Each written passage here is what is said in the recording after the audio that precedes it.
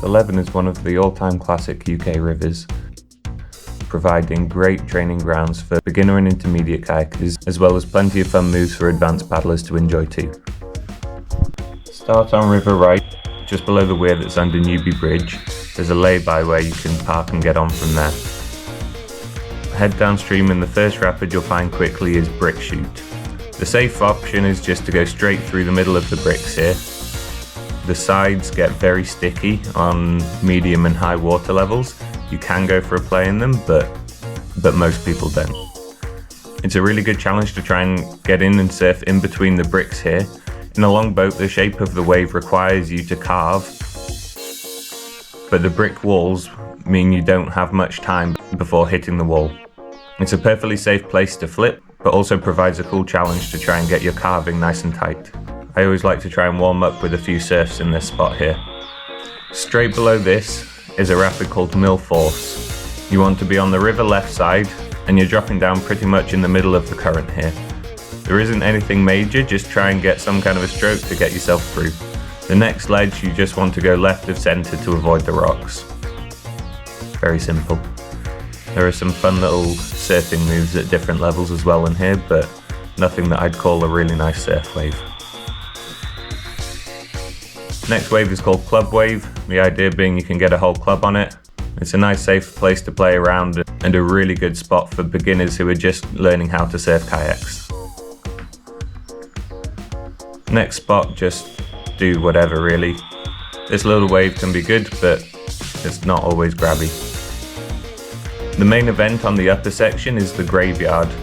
You want to start just in the centre or possibly right of centre and work your way over to the left before hitting the rocks in the middle of the river.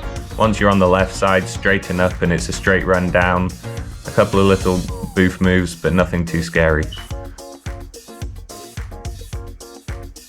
Just below that, there's another boof move, and that has a really clean line on the right side if you're not sure about it. After that, you want to be moving your way over to the right-hand side of the river. It's just a bit deeper there. You can get out on the left-hand side on this farmer's field. I don't think people have too much trouble with that. You can also get out above this weir here at the Motor Museum.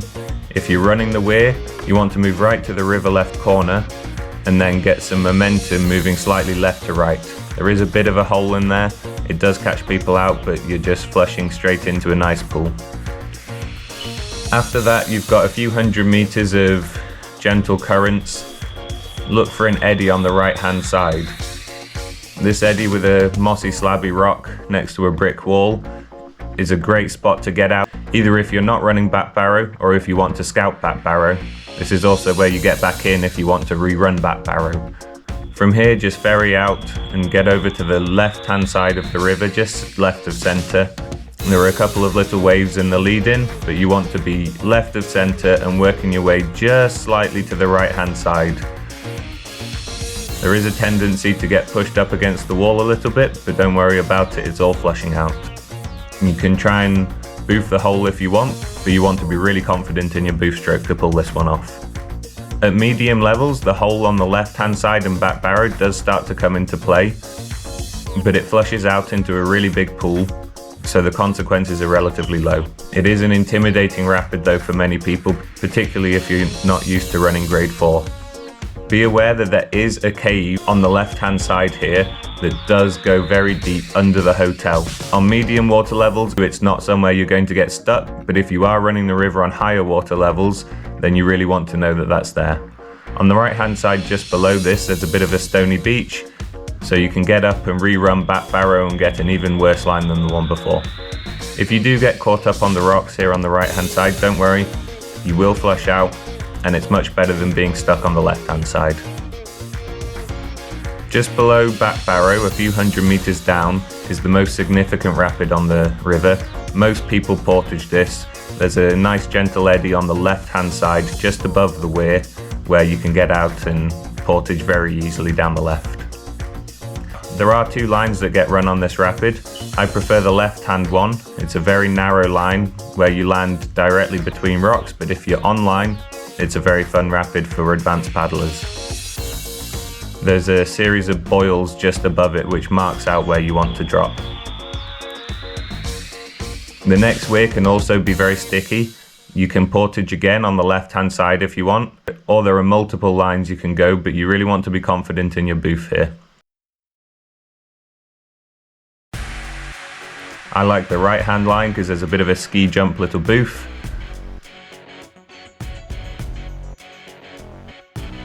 There's also a boof in the middle, and if you're nervous but want to run it, then you can bob down the rocks on the far left hand side, and it's actually very calm. If you are going to boof it in a playboat, then make sure you actually boof it. It's a very sticky hole, and people tend to go round and round a bit before coming out. It's a good place to have throw lines ready, or to have someone who's willing to paddle into the hole to get someone out of it. This is probably the most consequential and intimidating feature on the run, other than the weir that usually gets portaged.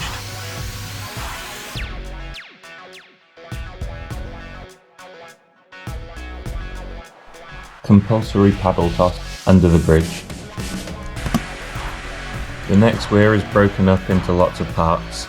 You want to go down the channel that's second to the left, under the scaffolding here. I like to boof into the eddy, but be aware that if you don't make that boof properly, you're going to get dragged right back in. It's an easy enough one to surf back out, but if you're not confident in that ability, then try and make sure you ride it straight through on the left hand side. Straight after that is the graveyard 2. There are lots of rocks, and on medium levels you can fly over most of them, but you can also pick a fun line between them. It's a bit more of a continuous section than most of the river, and there are lots of moves to make, and you can take a different line every run. Under the bridge you'll find slalom gates that never ever get used. Just below that is another weir. The fish steps on the right, I think you can run. I never hear of anyone getting in trouble for running them. You can also go down anywhere on the slide on the left hand side. It really is very safe at these levels. You couldn't possibly mess it up. Be aware that there's currently a tree at the top, but you'll probably notice that as you're coming up to it. Next up is Fisherman's Island. From this point, you got to be careful to look out for trees. I've never seen a section of river where I see more different trees down over time, and there have been very unfortunate accidents in the last few years. The line itself, you want to take the right hand channel. There's an eddy to catch, and then it gets narrow. You really just want to keep some speed and try and drive through it. On the second half, the water falls off a little shelf on the right hand side.